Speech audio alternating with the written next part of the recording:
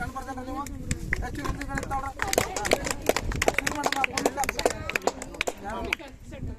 ಇಂದು ನಮ್ಮ ಶಾಲೆಯಲ್ಲಿ ವನಮಹೋತ್ಸವ ಕಾರ್ಯಕ್ರಮವನ್ನು ಹಮ್ಮಿಕೊಂಡಿದ್ದೇವೆ. ಪ್ರತಿ ವರ್ಷ ಜುಲೈ ಮೊದಲನೇ ವಾರದಂದು ವನಮಹೋತ್ಸವವನ್ನು ಆಚರಿಸಲಾಗುತ್ತದೆ. ಇದರ ಬಗ್ಗೆ ನಮ್ಮ ಶಾಲೆಯ ಮುಖ್ಯ ಶಿಕ್ಷಕರಾದ ಪ್ರೇಮ್ಕುಮಾರ್ ಸರ್ ಅವರು ಒಂದೆರಡು ಮಾತನಾಡಬೇಕೆಂದು ಕೇಳಿಕೊಳ್ಳುತ್ತೇನೆ. ಮಕ್ಕಳೇ, ಪ್ರೀತಿಯ ಶಿಕ್ಷಕರ ಹಾಗೂ ವಿದ್ಯಾರ್ಥಿಗಳೇ, ಈಗ ಜುಲೈ 1ರಿಂದ 7ನೇ ತಾರೀಕು ಒಂದು ವಾರದ 2024 ನಮ್ಮ ಸರ್ಕಾರಿ ಪ್ರೌಢಶಾಲೆ ಕೂಡುಮಂಗಳೂರು ಗ್ರಾಮ ಕುಶಾಲನಗರ ತಾಲೂಕು ಕೊಡಗು ಜಿಲ್ಲೆ ಇಲ್ಲಿ ನಮ್ಮ ಶಾಲಾ ಶಿಕ್ಷಣ ಇಲಾಖೆ ಹಾಗೂ ರಾಷ್ಟ್ರೀಯ ಹಸಿರು ಪಡೆ ಯುವ ಕ್ಲಬ್ ಮತ್ತು NSS ರಾಷ್ಟ್ರೀಯ ಯೋಜನೆ ಹಾಗೂ ಭಾರತ್ ಸ್ಕೌಟ್ಸ್ ಗೈಡ್ಸ್ ಸಂಸ್ಥೆ ಎಲ್ಲ ಸಂಯುಕ್ತ ಆಶ್ರಯದಲ್ಲಿ ಮಕ್ಕಳಲ್ಲಿ ಒಂದು ಪರಿಸರ ಅರಿವು ಮೂಡಿಸಲಿಕ್ಕೆ ಮತ್ತು ಮುಂದಿನ ಭವಿಷ್ಯಕ್ಕಾಗಿ ಉತ್ತಮ ಪರಿಸರ ಕಂಡುಕೊಳ್ಳಲಿಕ್ಕೆ ಗಿಡ ನೆಟ್ಟು ಬೆಳೆಸ್ತಕ್ಕಂಥ ಒಂದು ಕೆಲಸ. ಸರ್ಕಾರನೂ ಕೂಡ ಅರಣ್ಯ ಇಲಾಖೆ ಈಗಾಗಲೇ ವಿದ್ಯಾರ್ಥಿಗೊಂದು ಗಿಡ ಶಾಲೆಗೊಂದು ವನ ಅನ್ನೋ ಒಂದು ಪರಿಕಲ್ಪನೆಯಡಿ ಪ್ರತಿ ವಿದ್ಯಾರ್ಥಿ ಕೂಡ ಒಂದು ಗಿಡ ನೆಟ್ಟು ಅದು ಬೆಳೆಸಿ ಪೋಷಿಸಬೇಕು 3 ವರ್ಷ. ಅದೇ ರೀತಿ ಸಸ್ಯ ಶ್ಯಾಮಲ ಕಾರ್ಯಕ್ರಮಕ್ಕೂ ಮಾಡ್ತಾ ಇದೆ.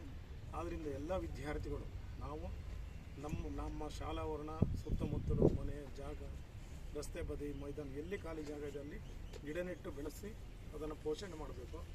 ಗಿಡ ನೆಡೋದ್ರಿಂದ ಏನೋ ಭೂಮಿಯ ಅಂತರ್ಜಲ ಹೆಚ್ಚುತ್ತದೆ, ಪರಿಸರ ಹಸಿರು ಪರಿಸರ ಆಗ್ತದೆ.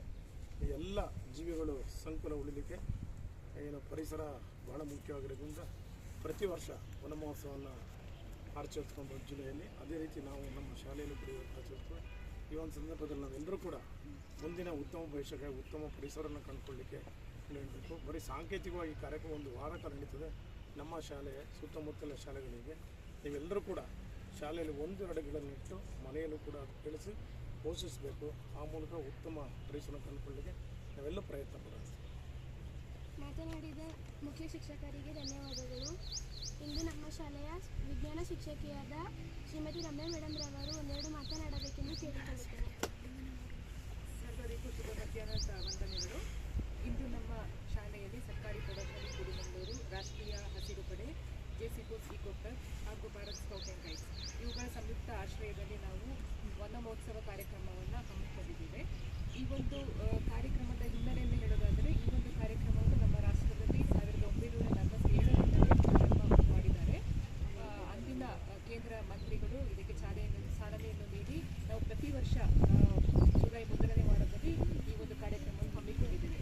ಈ ವರ್ಷದ ಶೀರ್ಷಿಕೆ ಏನು ಅಂತ ಹೇಳಿದರೆ ಏಕ್ ಪೌಧಾ ಮಾಕ್ಯನ ಅಂತ ಹೇಳಿದರೆ, ಈ ಏಕೆ ನಾವು ಒಂದು ತಾಯಿ ಒಂದು ಮಗುವನ್ನು ಹೇಗೆ ಪೋಷಿಸುತ್ತೆ ಅದೇ ರೀತಿಯಲ್ಲಿ ಈ ಸಸ್ಯವನ್ನು ನಾವು ನೆಟ್ಟು ಅದನ್ನು ಪೋಷಿಸಿ ತಾಯಿಯ ಹೆಸರಿನಲ್ಲಿ ನಾವು ಅದನ್ನು ಪೋಷಿಸಬೇಕು ಅಂತ ಈ ಒಂದು ಪ್ರಧಾನ